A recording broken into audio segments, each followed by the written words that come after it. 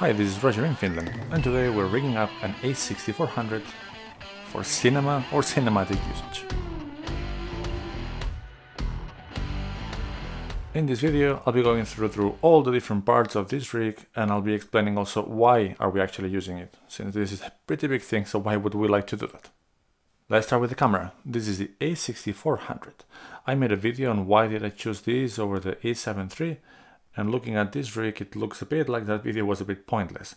We decided to not go with gimbals at all and just mount the tripods, and that was the reason why we actually rigged this up, and I'm pretty happy with the results and the reasons why we did it. One of the biggest reasons to choose the a6400 is this Sigma glass. The whole short film that we're shooting right now is being filmed just with two lenses, the Sigma 16mm f1.4 and this one, the 30mm f1.4. But this whole puzzle started with this piece. So these are just two 50mm rods from SmallRig, and here I have a camera plate which has Arca Swiss mount, and under it I have mounted a Manfrotto plate because I'm using a 500 series fluid head from Manfrotto on the tripod. My goal is to have everything rigged up so I can easily mount it on the tripod using this plate, or take it off and actually still have a good handheld rig that I can move around. Most of the time we're actually using the tripod, and I'm going to have another video because we managed to get dolly movements with the tripod, but this is the base plate. The next piece is power. I have this blind spot bit that I can mount NPF batteries, and I'm actually powering the a6400 through it. With this dummy battery and one of these batteries, I have more than enough power for the a6400.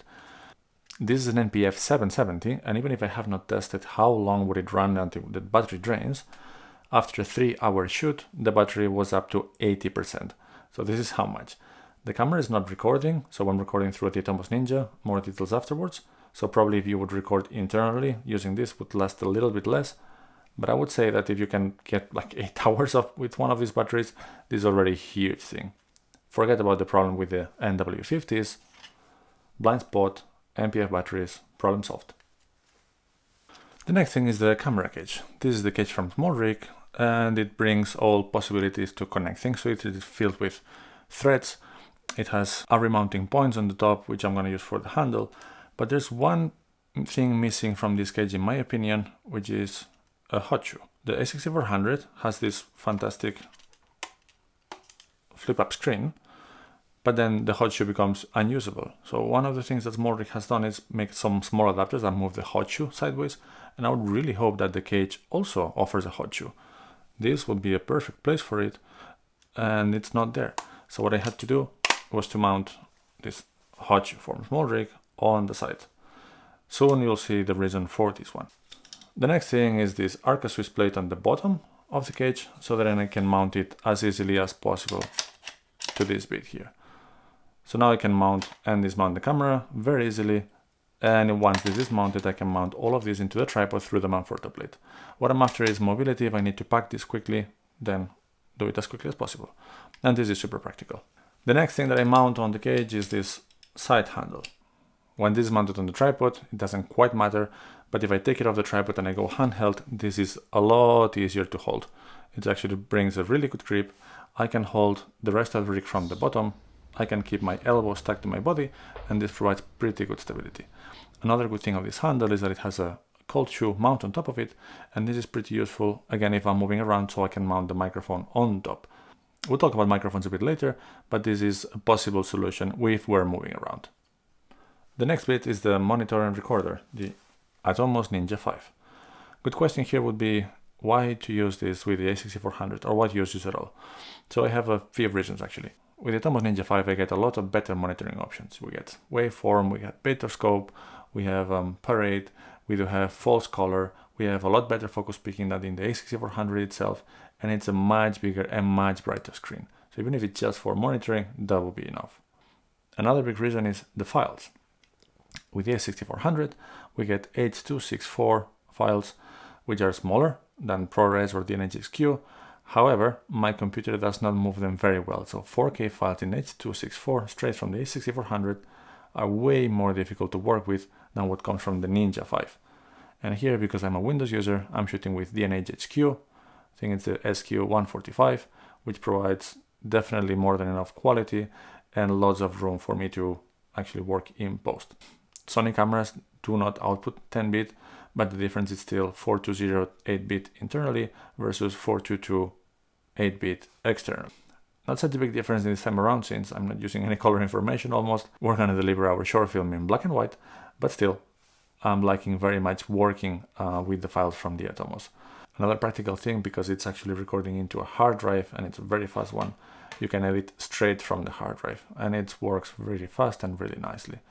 So lots of benefits of using not just an external monitor, but an external recorder, and the Atomos Ninja 5 is fantastic.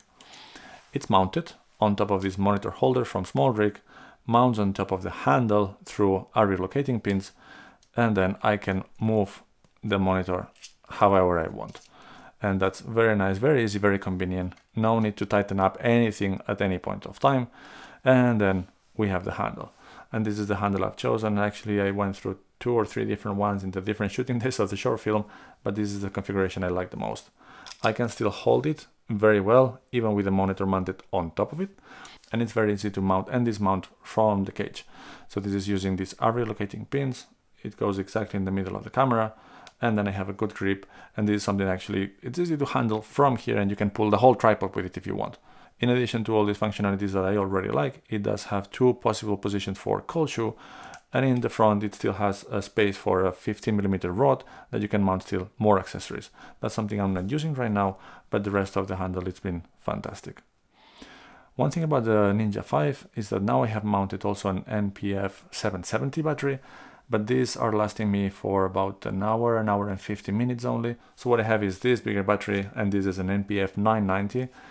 And this mounted on the Ninja 5, it has a comparable battery life to the 770 powering the a6400. So basically, one of these for the Atomos Ninja 5, one of the 770s for the a6400, and I'm set for maybe 8 hours, which we anyway will never be shooting for that long. So forget about batteries. The next piece of the kit is audio. How we're using the microphone at the moment is, I have the receiver of the Rode Wireless Go mounted on the cold shoe that I was mentioning earlier into the cage.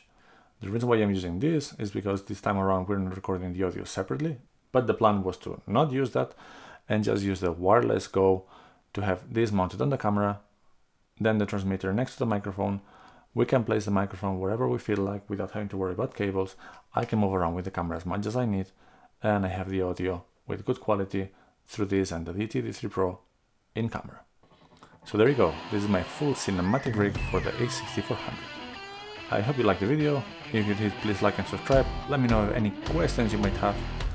And I hope that you will stick around and watch our short film, which will be released on December 13th. We'll see you around.